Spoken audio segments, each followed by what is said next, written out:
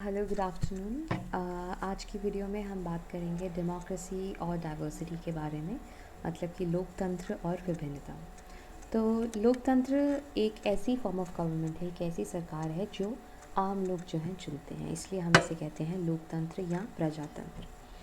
Diversity मतलब विभिन्नता। विभिन्नता का मतलब है बहुत सारे तरीके के संस्कृतियाँ जो हैं, या बहुत सारे तरीके के जो धर्म हैं, बहुत सारे तरीके की जो भाषाएं हैं, या बहुत सारे तरीके जो कल्चर्स हैं, एक साथ एक जगह पर रहते हैं, तो उसको हम कहते हैं डाइवर्सिटी। जैसे भारत एक ऐसा देश है जो लोकतंत्र भी है और जिसके अंदर डाइवर्सिटी भी है, विभिन्नता भी है। तो चलिए आज की वीडियो और आगे बढ़ाते हैं। सबसे पहले हम बात करेंगे डिफरेंसेस एंड प्रेजुडिसेस के बारे में। तो डिफरेंस मतलब भिन्नता। डिफरेंसेस और डाइवर्सिटी में ये फ़र्क है कि सबसे पहले तो जब हम ये एक्सेप्ट करते हैं कि जैसे अगर मैं एक हिंदू धर्म से बिलोंग, मतलब मैं एक हिंदू हूँ, और मैं ये चीज़ एक्सेप्ट करूँ कि जो मेरे साथ में पढ़ने वाला जो लड़की है वो मुस्लिम है, और मेरी जो ट्रेडिशंस हैं, मेरे जो कल्चर्स हैं वो अलग हैं, और उनके जो कल्चर्स और ट्रेडिशंस हैं वो अलग हैं। तो इस डिफरेंस को, इस अलग चीज़ों को जब मैं एक्सेप्ट कर रही हूँ, तो इसको क्या कहेंगे हम? विभिन्नता। और ऐसे ही बहुत सारे जब डिफरेंसेस हैं, जैसे कि अगर मैं हिंदू हूँ, मेरे साथ वाली लड़की भी हिंदू है, लेकिन मैं हिमाचल से हूँ, वो राजस्थान से हैं, कोई और जो है वो तमिलनाडु से हैं, तो हमारे कितने सारे अलग अलग तरीके के, बेशक हम हिंदू हैं, लेकिन हमारे फिर भी जो ट्रेडिशंस हैं, जो कल्चर्स हैं, वो और भी ज़्यादा अलग हैं। उसी तरीके के वो अगर मुस्लिम हैं तो हो सकता है कि वो यूपी से हैं, हो सकता है वो हिमाचल से हैं, तो उनके फिर भी जो हैं कितने सारे अलग हैं। इस तरीके से इतने सारे डिफरेंट जब कल्चर्स जो हैं एक साथ एक जगह पर रहेंगे, उसे हम डाइवर्सिटी कहेंगे। ठीक है, तो ये फ़र्क है डाइवर्सिटी और डिफरेंस में।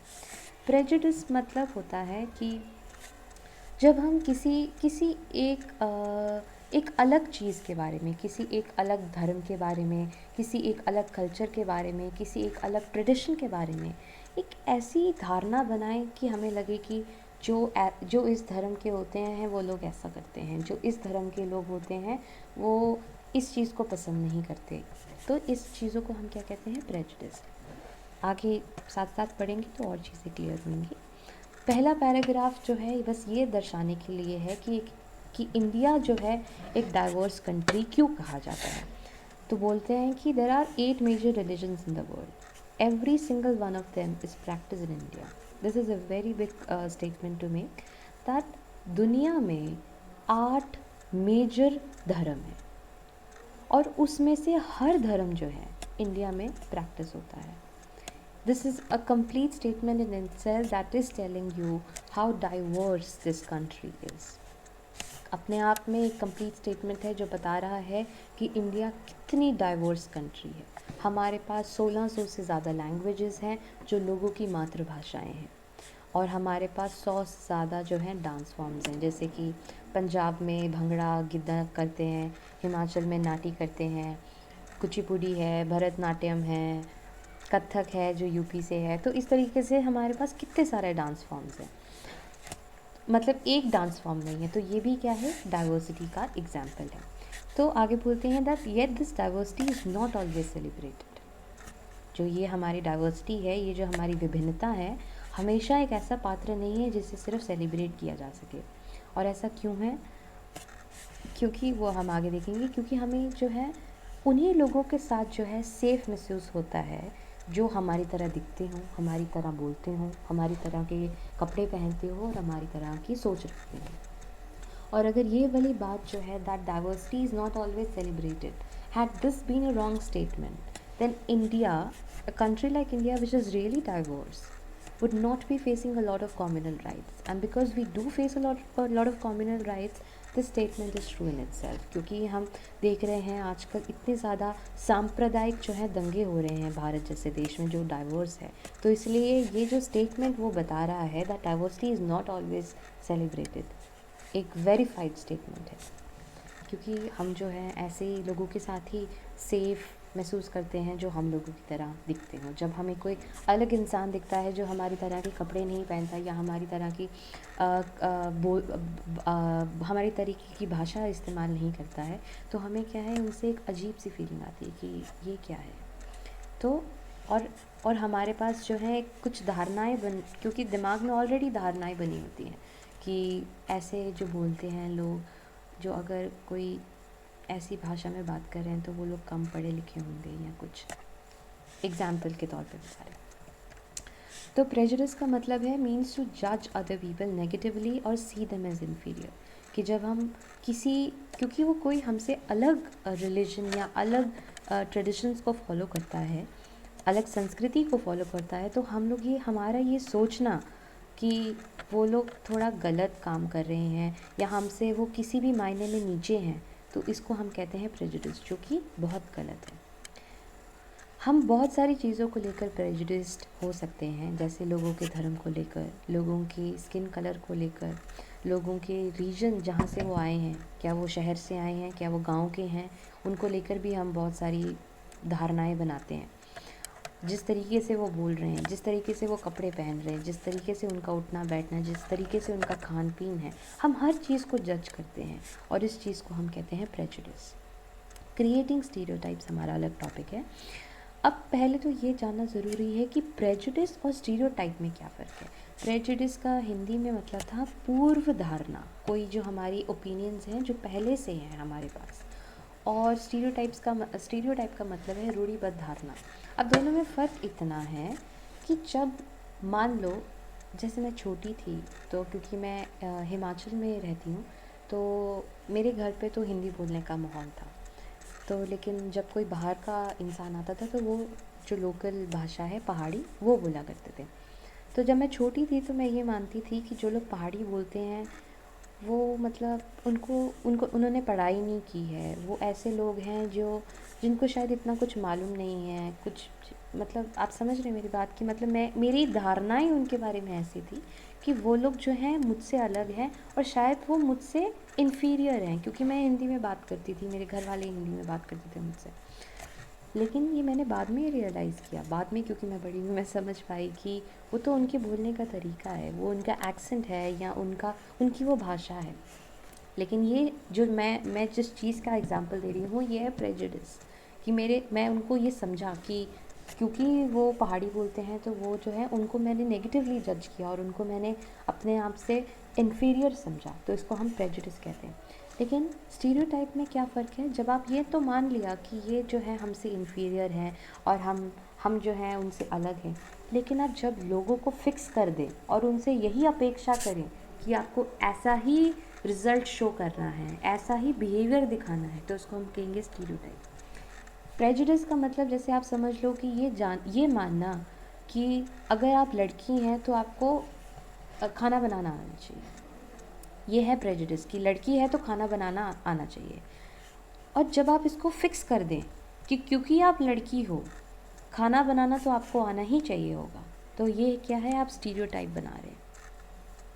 आप समझ रहे हैं कि पहले तो आपने एक जजमेंट दी है कि लड़की है तो खाना बना ही लेती होगी, उसके बाद आप एक्सेप्ट कर रहे हैं कि आप क्योंकि लड़की हैं तो आपको खाना बनाना ही है। तो क्रिएटिंग स्टीरियोटाइप्स मतलब when we fix people into one image we create a stereotype. एक इमेज है कि लड़की खाना बनाती है, और जब हम इस चीज़ को जो है फिक्स कर दे कि खाना तो बनाना ही है, तो उसको हम क्या कहते हैं कि that we are creating a stereotype. तो when people say that those who belong to a particular country, religion, sex, race, economic background, they are stingy, they are lazy, they are criminal, they are dumb, they are using stereotypes। जब हम ये बोलते हैं कि जो लोग, मान लो अगर ये किसी की धारणा है कि जो लोग जो हैं नेपाल के हैं वो इस तरीके के लोग हैं, अब जो लोग जो सिख धर्म के हैं वो इस तरीके के लोग हैं, तो क्या है, हम क्या कर रहे हैं, हम स्टीरियोटाइप्स बना रहे हैं। ठीक है, अब हम बात करेंगे इनइक्वालिटी एंड डिस्क्रिमिनेशन की। Discrimination happens when people act on their prejudices और स्टीरियोटाइप्स। मतलब कि आपके पास प्रेजुडिसेस थे, आपके पास स्टीरियोटाइप्स आपने उनके बना लिए, फिर आपने उसके हिसाब से काम किया। जैसे कि अगर आपने अगर हम कास्ट सिस्टम की ही बात करें तो पहले हमने मान लो कि ये एक गलत बात है जो मैं भी बोलने लगी हूँ, लेकिन मैं आपको बता रही हूँ एक सोशल रियलिटी के बारे में। अगर हमने ये मान लिया कि जो सो कॉल्ड लोअर कास्ट हैं, जो दलित हैं, वो गंदे लोग हैं, वो साफ़ सफाई से नहीं रहते हैं, जो कि ये गलत बात है। मैं फिर बता रही हूँ ये गलत बात है, लेकिन मैं आपको एक सोशल रियलिटी बता रही हूँ कि ऐसे लोगों की धारणाएं हैं। तो उस वजह से अगर आपने इस प्रेजुडिस और इस स्टीरियोटाइप पर ऐसा काम कर रहे हैं कि आपने उनको अपना कुआं से पानी लेने नहीं दिया, तो ये आप क्या कर रहे हैं? आप डिस्क्रिमिनेशन कर रहे हैं, आप भेदभाव कर रहे हैं। तो ये फ़र्क है एक प्रेजुडिस, स्टीरियोटाइप और डिस्क्रिमिनेशन में। When you act according to your prejudices and stereotype, so what you are doing is you are doing discrimination. If you do something to put other people down, if you stop them from taking part in certain activities and taking up jobs, or stop them from living in certain neighborhoods, prevent them from taking water from the same well or hand pump, or not allow them to drink tea in the same cups of glasses as others, you are discriminating against them. I also have one example to share here. जब दिल्ली की बात है, हम landlords के पास जाते थे घर लेने के लिए, फ्लैट्स लेने के लिए, तो मैंने ये बहुत ज़्यादा नोट किया कि जो लैंडलॉर्ड्स थे दिल्ली में, बहुत पर्टिकुलरली स्पेसिफाई करते थे कि अगर आप हरियाणा से हैं तो हम आपको लैंड वो नहीं देंगे, फ्लैट नहीं देंगे, क्योंकि उनके दिमाग में एक प्रेजुडिस है कि हरियाणा की लड़कियां शायद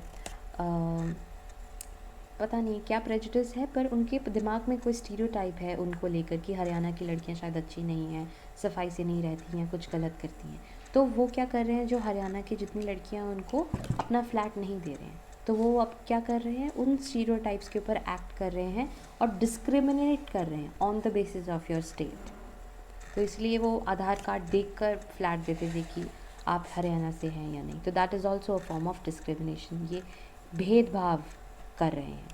और डिस्क्रिमिनेशन, जब आप डिस्क्रिमिनेशन कर रहे हैं, ये तो चलो एक फ़्लैट की बात थी, लेकिन आप बहुत जगह पर और डिस्क्रिमिनेशन करते हैं। जैसे बहुत अभी भी इंडिया में जो रूरल एरियाज़ है, वहाँ पर जो दूर दराज के इलाके हैं, वहाँ पर ये भी शायद हो सकता है एक तरीके का स्टीरियोटाइप है, लेकिन फैक्ट्स के हिसाब से मैं बता रही हूँ कि अभी भी कास्ट बेस्ड डिस्क्रिमिनेशन होती है, भेदभाव होता है आपकी जाति की वजह से, और इस वजह से बहुत सारे बच्चे जो हैं पढ़ नहीं पाते हैं, स्कूल में दाखिला नहीं मिल पाता है, या अगर मिल पाता है तो उनके साथ इस तरीके का बिहेवियर होता है कि वो जो दलित्स हैं ह्यूमिलिएटेड फील करते हैं, इस वजह से वो पढ़ाई नहीं कर पाते। और जब वो, आपका एक हक है पढ़ाई करना, लेकिन आप नहीं कर पा रहे हैं क्योंकि आपके साथ भेदभाव हो रहा है, और इसका रिज़ल्ट क्या है, उनमें इनइक्वालिटी हो रही है, उनके साथ अनइक्वालिटी हो रही है, असमानता हो रही है, क्योंकि राइट टू एजुकेशन एक हमारी फंडामेंटल राइट है, वो उनको नहीं मिल पा रही है। तो ये क्या है, ये है एग्जाम्पल इनइक्वालिटी का, असमानता। आगे हम बात करेंगे overlapping and cross cutting differences. Overlapping मतलब जब एक के ऊपर दूसरी परत, अगर हम उस तरीके से सोचें, उसे हिंदी में इंग्लिश में ओवरलैपिंग कहेंगे। क्रॉस कटिंग डिफरेंसेस मतलब कि जब अलग अलग कल्चर्स जो हैं उसके अंदर जो हम डिफरेंसेस जो हैं, जो मतभेद हैं, उनके बारे में पढ़ेंगे, तो उसको कहते हैं क्रॉस कटिंग डिफरेंसेस। अब social division takes place when social differences overlap with other differences. जब डिफरेंस होने में कुछ गलत नहीं है, डिफरेंस जो है सही है, ये एक्सेप्ट करना कि मेरा कल्चर जो है, मैं as a Hindu women, my culture is different from my friend who is a Muslim women. To accept that difference, it is fine, because that is true, we have different cultures, whatever the reason may be. I mean, I'm not going to go on the scriptures and how it is different, but I am accepting that fact that my friend was a Muslim, she follows a different culture, and I am a Hindu and I follow a different culture. तो लेकिन जब ऐसे हमारे social differences हैं, एक के ऊपर एक हो जाते हैं और प्रॉब्लम स्टार्ट हो जाती है, तो उसको कहते हैं सोशल डिविजन। जिस तरीके से अगर जो कास्ट सिस्टम है इंडिया में, सिर्फ सोशल डिफरेंसेस की बात होती कि अगर आप ब्राह्मण हैं तो आपको अलग चीज़ें फॉलो करनी है, और अगर आप मान लो कि अगर आप एक वैश्या हैं तो आपको एक अलग चीज़ें फॉलो करनी है, लेकिन सोशल डिफरेंस की बात नहीं थी यहाँ पर। यहाँ पर सोशल डिवीज़न की बात है, एक हायरार्की बना दी गई है कि क्योंकि मैं एक, आप समझ लो जैसे सीढ़ी है, एक लैडर है कि मैं क्योंकि ब्राह्मण हूँ मैं टॉप पर हूँ और मैं दिखूँगा कि हर चीज़ कैसी होनी है, क्या होनी है। और क्योंकि तुम एक वैश्य हो, तुम्हें मेरी चीज़ों को फॉलो करना है, और क्योंकि तुम अगर शूद्र हो तो तुम्हें वैश्य की भी चीज़ों को फॉलो करना है, ब्राह्मण की भी चीज़ों को फॉलो करना है। तो ये सब क्या है? This is not just social difference, this is not just difference in your opinions, this is not just difference in your culture, this is a form of hierarchy that we are creating. एक hierarchy बना रहे हैं कि हम ऊपर है तुम नीचे हो। तो ये क्या है? This is a form of social division. The difference between the black and whites becomes a social division in the US because the black tends to be poor, homeless, and discriminated against. अब America में अगर हम broadly देखें तो हम देखेंगे कि वहाँ पर दो रेसेस हैं, एक अफ्रीकन अमेरिकन्स हैं और एक जो अपने आप में अमेरिकन्स कहते हैं, अपने आप को अमेरिकन्स कहते हैं, और वो हैं वाइट। उनके जो रेस है वो वाइट है, और उनकी जो रेस है क्योंकि स्किन कलर उनका ब्लैक है तो उनको ब्लैक्स कहते हैं, और जो अमेरिकन्स जो अपने आप को सिर्फ अमेरिकन्स कहते हैं उनका स्किन कलर वाइट है तो उन्हें वाइट कहते हैं। तो बात सिर्फ डिफरेंस की नहीं है कि ये अलग हैं, ये अलग कल्चर फॉलो करते हैं, वो अलग कल्चर फॉलो करते हैं। बात सोशल डिवीज़न की आती है क्योंकि जो वहाँ के जो अफ्रीकन अमेरिकन्स हैं, जो ब्लैक्स हैं, वो गरीब भी हैं, उनके पास घर भी नहीं है, और उनको हर चीज़ पर हर लॉज ऐसे बनाए जाते हैं कि उनको जो है हमेशा डिस्क्रिमिनेट किया जाता है, उनको वो चीज़ें नहीं मिल पाती हैं जो उनको मिलनी चाहिए, उनके हक जो हैं नहीं मिल पाते, जिस तरीके से हम जो है अपने कंट्री में दलित्स के साथ करते हैं। क्योंकि बात सिर्फ डिफरेंस की नहीं है कि वो ब्राह्मण है तो वो अलग चीज़ें करेगा, वो या अलग ऑक्यूपेशन है, या क्योंकि वो दलित है तो अलग। बात सिर्फ डिफरेंस की होती तो बात इतनी बड़ी नहीं होती, क्योंकि बात यहाँ पर सोशल डिवीज़न की है। क्योंकि जितने दलित्स हैं वो फिर पुअर भी हैं, उनके पास कोई ज़मीन नहीं है, तो और उनको हर जगह पर ह्यूमिलिएशन, इनजस्टिस, डिस्क्रिमिनेशन जो है फेस करना पड़ता है। तो ये फ़र्क है, क्योंकि सोशल डिफरेंस तक सीमित नहीं है, बात सोशल डिवीज़न तक है, सोशल हायरार्की मेंटेन हो रही है। हायरार्की मतलब कि सब समान नहीं है, एक कोई ऊपर है कोई एक नीचे है। तो social situations of this kind produce social division. अब इस तरीके की जो सिचुएशंस हैं जो सिर्फ अपने आप की विभिन्नता को दर्शाती नहीं है, सोशल डिविजन्स बनाती हैं, which one kind of social difference becomes more important than the other and people start feeling that they belong to a different communities। जिस तरीके से कि हमारा जो रिलीजन है, जैसे अगर मैं सिर्फ हिंदुज़म की बात करूं, क्योंकि कास्ट सिस्टम जो है हिंदुज़म का एक इंटेग्रल पार्ट है, इंटेग्रल पार्ट नहीं है बट बहुत ज़्यादा अफेक्ट करता है। इन हिंदुज़म बहुत ज़्यादा अफेक्ट होता है कास्ट सिस्टम से, और कास्ट सिस्टम बहुत ज़्यादा अफेक्ट होता है हिंदुज़म से। तो इस वजह से हिंदुज़म की अगर हम बात करें तो जो हमारा कास्ट सिस्टम की वजह से जो दलित हैं, एक तो उनकी जो गरीबी है और बढ़ती जा रही है, उनको हर रोज़ के हर दिन में बहुत तरीके की डिस्क्रिमिनेशंस फेस करनी पड़ती है, इनजस्टिस फेस करने पड़ते हैं। तो उनको ऐसा लगता ही नहीं है कि जो रिलीजन जो है एक सो कॉल्ड अपर कास्ट जो हिंदुज़म जैसा देखता है, उसी तरीके का हिंदुज़म क्या एक दलित देखता है, क्योंकि हिंदुज़म ही तो कास्ट सिस्टम, क्योंकि हिंदुज़म में ही कास्ट सिस्टम के बारे में बहुत कुछ लिखा है। तो उन दोनों जो लोग हैं, एक अगर अपर कास्ट है और एक लोअर कास्ट है, उन दोनों का हिंदुज़म को देखने का नज़रिया ही अलग हो गया है। तो उनको तो एक as a lower caste they do not feel that they belong to this particular community और दिस पर्टिकुलर रिलीजन। अब है एक होमोजेनस सोसाइटी और माइग्रेंट्स क्या होते हैं। होमोजेनस सोसाइटी आज के टाइम में देखें तो एक बहुत ही ज़्यादा ऐसी सोसाइटी है जो बहुत ज़्यादा काल्पनिक है, बहुत मतलब I think it's is very very impossible to think of a society which is homogenous, क्योंकि ऐसा शायद ही कोई देश होगा जहाँ पर सिर्फ एक तरीके के लोग रहते हैं। क्योंकि अभी जो हैं इतने ज़्यादा जो लोग हैं हर कंट्री में जा रहे हैं। इंडिया में भी देखो, इंडिया तो एक ऐसी कंट्री है जिसकी हाईएस्ट डायस्पोरा है बाहर, जो यहाँ इंडिया के लोग बाहर गए हुए हैं विदेशों में। तो एक होमोजेनस सोसाइटी जो है बहुत ही एक काल्पनिक टर्म है, लेकिन पहले के टाइम पर जब इतने ज़्यादा लोग जो हैं अपने देश को छोड़कर दूसरे देशों में नहीं जाया करते थे, उस समय की बात है कि जर्मनी और स्वीडन जैसी जो कंट्रीज़ थी हाईली होमोजेनस थी। इनमें कुछ परसेंटेज तो होगी ऐसे कल्चर्स की जो थोड़े अलग हों, लेकिन बाकी ऑन दी होल जर्मनी और स्वीडन जो है बहुत ज़्यादा होमोजेनस सोसाइटी थी। होमोजेनस सोसाइटी मतलब समजातीय समाज, यानी कि ऐसा समाज जहाँ पर अधिकतर तो जो लोग हैं एक ही तरीके के, एक ही ट्रेडिशन और कल्चर को फॉलो करने वाले हों। लेकिन क्या हुआ, जैसे अब बहुत सारे जो लोग हैं दूसरे देशों से जो है उनके देश में आने लगे, जिनको हम प्रवासी कहते हैं, माइग्रेंट्स कहते हैं, वो अपने साथ अपना कल्चर लेकर आते हैं, अपनी भाषा लेकर आते हैं, अपना खान पीन लेकर आते हैं, अपनी डांस फॉर्म्स लेकर आते हैं, नृत्य कला लेकर आते हैं।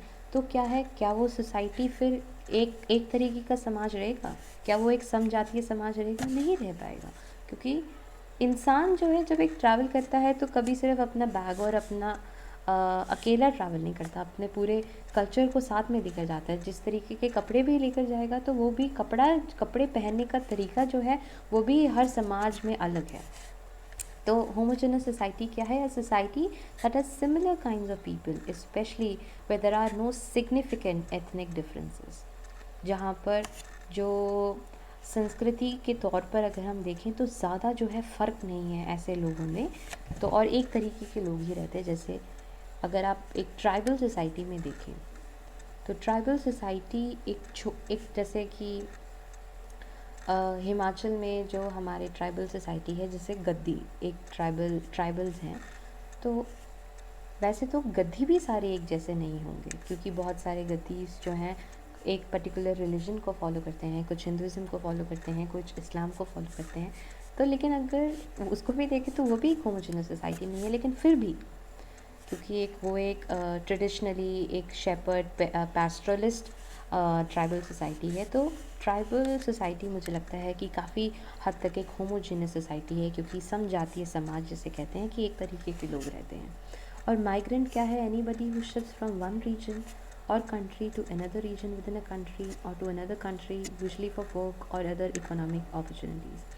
ऐसे लोग जो एक जगह को छोड़कर दूसरी जगह पर जाते हैं, एक देश को छोड़कर दूसरी देश में जाते हैं, एक स्टेट से छोड़कर हम दूसरी स्टेट में जाते हैं। जैसे मैं ही हिमाचल को छोड़कर दिल्ली में जाती थी पढ़ने के लिए अपने काम को लेकर या कोई भी अपॉर्चुनिटीज़ को लेकर, तो उनको हम माइग्रेंट्स कहते हैं या प्रवासी कहते हैं। अब हम बात करेंगे caste based discrimination and depressed classes movement 1924 की।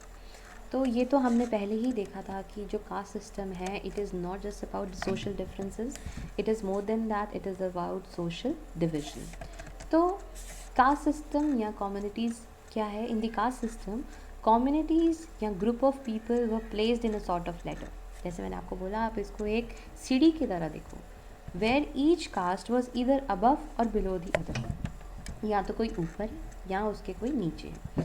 Those who place themselves at the top of this ladder called themselves upper caste. जो तो ऊपर अपने आप को रखा जिन्होंने, वो अपने आप को अपर कास्ट कहते थे। And saw themselves as superior, और अपने आप को बहुत महान समझते थे, दूसरों से अच्छा समझते थे। The groups who were placed at the bottoms of the ladder were seen as unworthy and called untouchable. और जिनको उन्होंने खुद ही नीचे रखा उनको वो समझते थे कि एक तो ये ऐसे लोग हैं जिनको टच नहीं कर सकते, और उनको कि अपने आप से क्या है, इन्फीरियर समझते थे, कम समझते थे। तो ये तो एक गलत सिस्टम है, लेकिन बहुत सालों से यही प्रथा चली आ रही है। तो इसके खिलाफ जो है काफ़ी मूवमेंट्स हुई हैं। जैसे एक सत्यशोधक मूवमेंट हुई थी सबसे पहले, ज्योतिराव फूले ने की थी 1873 में महाराष्ट्र में। Emancipation of low caste, untouchables and widows and against Brahmin dominion. क्योंकि जो अपर कास्ट हैं वो ब्राह्मण जो कास्ट है वो ब्राह्मण कास्ट हैं, सबसे ऊपर है हायरार्की में। तो ब्राह्मण्स जो है अपना डोमिनेशन एस्टैब्लिश करते हैं कि हम ऊपर हैं, बाकी सब नीचे हैं, ये चीज़। तो ये जो सत्यशोधक मूवमेंट हुई है ये ब्राह्मणिक डोमिनियन के ऊपर, जो ब्राह्मण्स ने हर चीज़ पर कब्ज़ा कर रखा है और हर लोगों को ये समझाने की कोशिश की है कि आपका ये काम है, ये आपका काम है, ताकि उनका खुद का दबदबा बना रहे। तो इस चीज़ के खिलाफ जो है ये मूवमेंट थी सत्यशोधक मूवमेंट, जो ज्योतिराव फूले ने फाउंड की थी 1873 महाराष्ट्र में। उसके बाद बी आर अम्बेडकर थे जो 1924 में, जिन्होंने महार मूवमेंट या डिप्रेस क्लासेस मूवमेंट जो है स्टार्ट करी थी। ये थे डिप्रेस क्लासेस जो थी हमारी लोअर कास्ट, और जो अनटचेबिलिटी है, छूत-अछूत, इसके खिलाफ जो ये मूवमेंट थी। उसके बाद हम बात करेंगे racism and civil right movements in the USA 1954 से 1968 के बीच। रेसिज्म जो है कास्ट और रेस में ये फ़र्क है कि रेसिज्म जो है पहले तो बाय बर्थ है, कि ऐसा मानते हैं कि रेसिज्म जो है बाय बर्थ है, और ये एक एंथ्रोपोलॉजिकल वर्क ऑफ स्टडी है कि आप किस रेस, मतलब किस समुदाय से बिलोंग करते हैं या उससे बिलोंग करते हैं। तो उस रेसिज्म में क्या है कि आप लोगों के जो स्किन कलर है उसके बेसिस पर आप उनकी रेस इस्टेब्लिश करते हैं कि क्योंकि मैं वाइट हूँ तो मैं अमेरिकन हूँ, क्योंकि आपके जो रंग है वो थोड़ा डार्क है, ब्लैक है, तो आप अफ्रीकन अमेरिकन हैं, क्योंकि आप अफ्रीकन अमेरिकन हैं तो हम आपके साथ अब ये सब चीज़ें जो है भेदभाव करेंगे। तो ये सब जो है रेसिज्म इसे कहते हैं। अब वैसे तो कास्ट जो सिस्टम है हमारा, कास्ट सिस्टम भी बाय बर्थ है, क्योंकि आप देखो कि कोई लोअर कास्ट में जन्म लेकर अपर कास्ट में नहीं आ पाता, और अपर कास्ट में जन्म लेकर लोअर कास्ट में नहीं आ पाता, तो वो भी बाय बर्थ है। लेकिन इन दोनों में यही फ़र्क है कि एक तो स्किन कलर के हिसाब से नहीं है, रेसिज्म जो है स्किन कलर के हिसाब से है।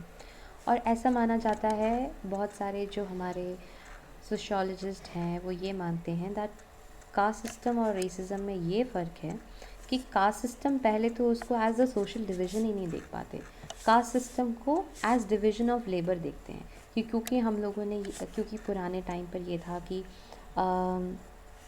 जो ब्राह्मण्स हैं वो प्रीस्टहुड करेंगे, पंटाई करेंगे, जो क्षत्रिय हैं वो बल वाली चीज़ों का काम करेंगे, तो इस तरीके से बाकियों का भी था। तो ये वो बोलते हैं कि वो एक सोशल डिवीज़न नहीं है, लेकिन वो क्या है, डिवीज़न ऑफ लेबर है, कि लेबर को हमने डिवाइड किया हुआ है। तो हर सोशियोलॉजी एक ऐसी चीज़ है जिसमें हर कोई जो है थ्योरीज़ देता है, और कोई थ्योरी किसी को क्रिटिसाइज़ करती है, क्रिटिक करती है, बट इवेंचुअली एक ऐसी थ्योरी नहीं बन पाती जो हम बोलें कि हम इसी को ही फॉलो करेंगे।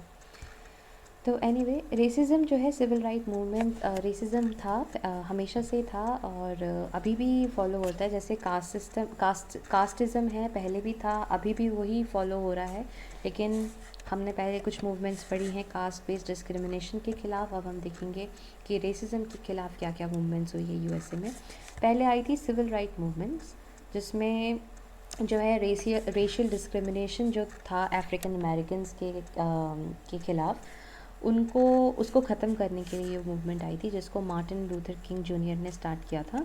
क्योंकि ऐसे कुछ लॉज बनाए हुए थे जो ब्लैक अमेरिकन्स थे, जहाँ जिन्हें अफ्रीकन अमेरिकन्स कहते हैं, उनके साथ जो है इनजस्टिस हो रहा था। उसके बाद जो है ये वाली जो थी एक पीसफुल मूवमेंट थी, लेकिन जो ब्लैक पावर मूवमेंट हुई थी जो 1966 से लेकर 1975 के बीच में हुई थी, ये थोड़ी मिलिटेंट थी, ये वायलेंस का भी इस्तेमाल करती थी।